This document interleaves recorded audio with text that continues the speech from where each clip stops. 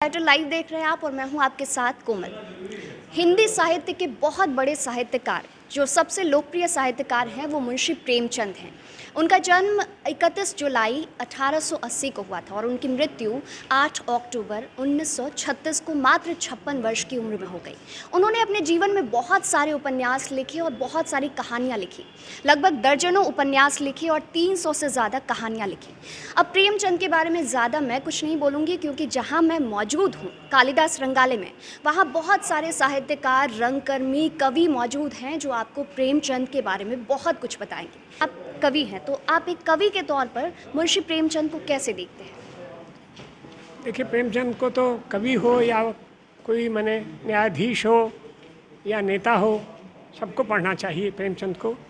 प्रेमचंद ने हमारे भारत का ऐसा चित्र पेश किया जिसको पढ़े बगैर आप भारत की नींव जिन लोगों ने डाली, आधुनिक भारत की और स्वाधीन भारत की, उसकी नींव प्रेमचंद ने डाली। इसको लेकर आप आज के यूथ जनरेशन जो है उनको क्या कहना चाहेंगे? यूथ जनरेशन को तो पढ़ने के लिए दिया नहीं गया है। यूथ जनरेशन के सामने अपना भविष्य है कि कैसे क्या करें। अभी कोरोना ने बहुत परेशान किया है, कब इम्तिहान होगा नहीं होगा। और यूथ को लेकर हमने हमेशा जीवन में अपने अच्छे शब्द में इस्तेमाल करता हूँ, being a poet, being a teacher. और मैं ये मानता हूँ कि जो हमारे नई पीढ़ी है जिसमें तुम हो और आप हैं, तो मैं मानता हूँ कि जो नई पीढ़ी है वो हमसे ज़्यादा मुश्किलों में है, क्योंकि एक तो बहुत ज़्यादा तनाव हो गया, प्रतियोगिता बढ़ गई और बच्चे जो हैं अपना घर छोड़ के कभी अमेरिका चले जाते हैं, कहीं इंग्लैंड चले जाते हैं। हम लोग कभी सोचते नहीं थे कि वहाँ जाएंगे, यहीं रहेंगे। मुंशी प्रेमचंद की आज जयंती है तो इस पर आप क्या कहना चाहेंगे? मुंशी प्रेमचंद की जयंती का सबसे अच्छा जो संदेश होना चाहिए कि उनकी किताबों को लोग पढ़ें, उनकी कहानियों को पढ़ें, उनके उपन्यासों को पढ़ें। और जब पढ़ेंगे तो उसमें जो संदेश निहित है वो जन जन तक पहुंचेगा। आपने सभी वक्ताओं को सुना होगा, सब लोग चाह रहे हैं कि हमारी नई पीढ़ी भी उसको पढ़े। हमारी पीढ़ी के भी लोग जो उनको नहीं पढ़े हैं, और उनकी कहानियाँ, हमारे साथ अजय पांडे जी बैठे, उन्होंने बताया उसमें नीति है। उसमें एक ऐसी हर कहानी में जैसे मोरल ऑफ द स्टोरी बच्चों को पढ़ाते हैं, कहीं ना कहीं एक मोरल है जो अंदर फ्लो कर रहा होता है। उसको हम लोग जब अपनाएंगे तो हम एक अच्छा समाज बना पाएंगे, अच्छा देश बना पाएंगे। इसलिए उनको पढ़ना ज़रूरी है। ये जन्म जयंती तो एक तिथि है। प्रेमचंद हम लोग के दिल दिमाग में, हमारी नसों में है, हमारी मांस हड्डी सब में समाये हुए हैं। उनको हम लोग पढ़ करके, उनको गुण करके, उनको समझ करके अगली पीढ़ी को और अपने परिवेश को समझाएं इस चीज़ को। ये सबसे आवश्यक है। सर, प्रेमचंद जो थे वो संबंधों पे बहुत सारी कहानियाँ लिखते थे, रिलेशन पे बहुत सारी कहानियाँ लिखते थे। इस पे क्या कहना चाहेंगे? जीवन पूरा संबंधों के बारे में। आपके कोई भाई होंगे, पिता होंगे, माँ होंगी, फूआ हैं, चाची हैं। अब देखिए, इस तरह के जितने संबंध, 20-25 जितने संबंध आपको याद आ रहे हैं, सभी संबंध उनके कहानी में कहीं ना कहीं चर्चा में है। सभी विषय, गांव में एक पंच होता है, सरपंच होता है, गांव में VLW टाइप का जो कोई वर्कर होता है, कोई SDM टाइप का जो चीज़ होता है, और गांव में कुछ जो ऐसे लोग होते हैं जो दूसरे के लिए वो अफवाह फैलाते रहते हैं, कुछ ऐसे लोग होते हैं जो सबको समझाते रहते हैं आगे बढ़ने के लिए। ये सभी एक संबंध है, एक तार है। जैसे आप फूल का माला है तो एक तार ऐसे ऐसे जो जोड़ता है सारे फूलों को। तो सारे संबंधों पर उन्होंने चर्चा किया है और एक नीति निर्देशन उन्होंने दिया है इन संबंधों के लिए कि संबंध कैसे होना चाहिए। जैसे रामचरितमानस में तुलसी ने दिया है, मनुस्मृति में मनु ने दिया है, हमारे सभी टेक्स्ट में ये चीज़ें हैं। हमारे धर्म ग्रंथों की जो महानता है ये इनके साहित्य में भी कहीं ना कहीं आती है कि एक संबंध भाई बहन के साथ कैसे रहेगा, भावज और देवर का कैसे भौजाई के साथ रिलेशन होगा, ससुर का पतोहू के साथ कैसे रिलेशन होगा, बेटे का बाप से कैसे होगा, गरीबी से लड़ना है, जमींदार से उसका संबंध किस तरह का है। तो ये संबंधों की जो उनकी ज़मीन है और उसके जो आदर्श हैं और उस आदर्श में जो विद्रूपता आई है वो सब का उन्होंने चर्चा किया है। तो उससे कितनी चीज़ सीखने की मिलती है। मनुष्य खत्म नहीं होने जा रहा है जब तक मनुष्य उसके संबंध भी रहेंगे।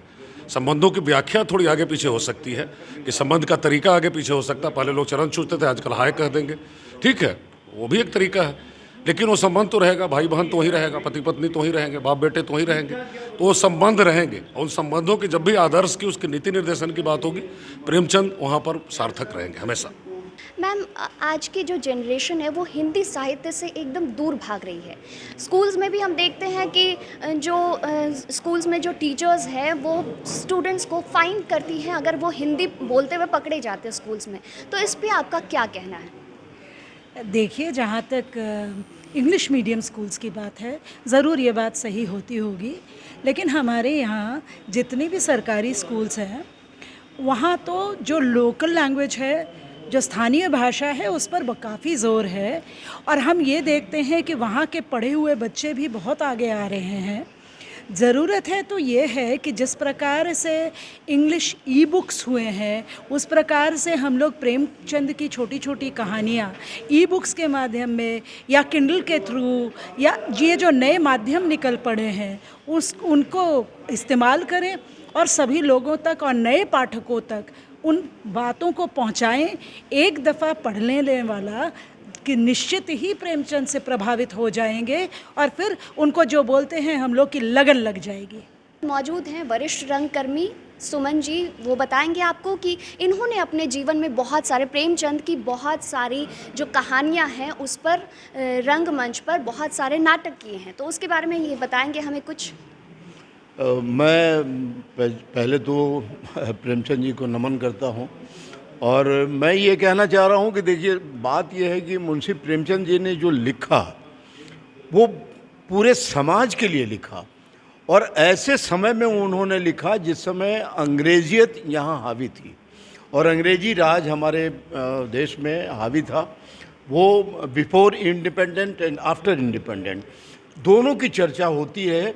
अब मैंने तो कई नाटक उनके कराए हैं, मैं उसका स्मरण डिटेल बोलूँगा तो बहुत लंबा समय लग जाएगा, लेकिन मैं एक लांछन नाटक की चर्चा आपके सामने करना चाहता हूँ कि लांछन नाटक जो उन्होंने लिखा वो अद्भुत है। लांछन का जो मूल स्वरूप है वो पति पत्नी के रिश्तेदारी पर है। पति शक करता है पत्नी पर और पत्नी शक करती है पति पर कि ये जाता है तो बाहर दारू पी के आता है, ये करता है, अय्याशी करता है, वो इधर उधर जाता है। और वो एक रजा नाम का एक कैरेक्टर है उसमें और मुन्नू कैरेक्टर है जो मेहतर है। वो मेहतर बीच में इधर से उधर करता रहता है रजा के साथ। रजा मुस्लिम है लेकिन वो कैरेक्टर इतना करप्ट है कि वो उसकी बेटी को पहले बच्ची को गोद लेने के बहाने उसको आइडल वगैरह देता है, खिलौने दे दे के उसको मन बहलाता है और इनका मन जीतता है पत्नी का। लेकिन वो पत्नी जो है वो पता नहीं क्या दिमाग में उसके आता है, उसको लगा कि ये बहुत अच्छा आदमी है और उसके बहकावे में, मन्नू के बहकावे में अपना मकान भी वो लोग बदल लेता है। लेकिन फिर भी बनारस में जाकर वो उसको पकड़ लेती है, ये पकड़ता है और फिर वहाँ से ले जाके उसको अपने कब्ज़े में करता है। और वहाँ जाकर होता क्या है कि ये तड़प रही है, वहाँ जेल की तरफ उसको बंद किए हुए है और बाहर अट्टहास कर रहा है, कह रहा है कि देखा हमने जो कहा था वो हमने कर दिखाया। और उधर उसका पति जो है गम में है कि वो तो हमको छोड़ के चली गई, तो वो हैंग हो जाता है और वो भी उधर मर जाती है। तो ये लांछन ज़रा सा शब्द जो पति पत्नी की रिश्तेदारी पर है वो थोड़ा भी अगर त्रुटिपूर्ण हो जाए तो उसमें बहुत बड़े दरार आ जाते हैं और उन दरारों को पाटना बड़ा मुश्किल हो जाता है। वैसे कई कहानियाँ हैं उनकी, बड़े घर की बेटी को ले लीजिए, बहुत सारी कहानियाँ हैं जिनको मैंने मंचित भी किया है।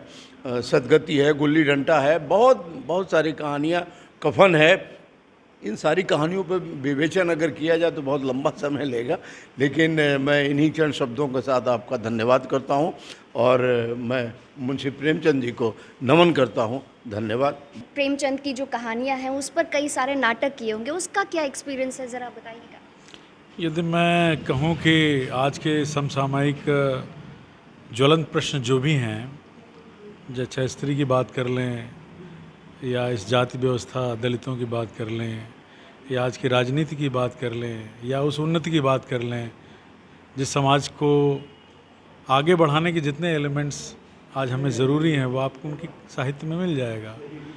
अब वह इतना विराट उसका स्वरूप है कि वह कला के माध्यम से, रंगमंच से और एक विधाओं में वो दिखाई देता है। इतना बड़ा उसका असर है कि फिल्में, नाटक, कविताएं और देखा जाए क्या कुछ नहीं उन पे हो सकता है। तो उन्होंने उस पुरखे ने एक बहुत बड़ा रचना संसार जो दिया हमें, उससे समाज को गति मिल रही है। आप देख सकते हैं हर हिस्से में दिखाई देगा उसका असर। अब तक अगर आपने हमारे चैनल को सब्सक्राइब नहीं किया है तो सब्सक्राइब कर लें, और ये वीडियो अगर आप YouTube पर देख रहे हैं तो हमारे YouTube चैनल इनसाइडर लाइव को सब्सक्राइब कर लें। फेसबुक पर देख रहे हैं तो हमारे फेसबुक पेज इनसाइडर लाइव को लाइक फॉलो कर लें। धन्यवाद।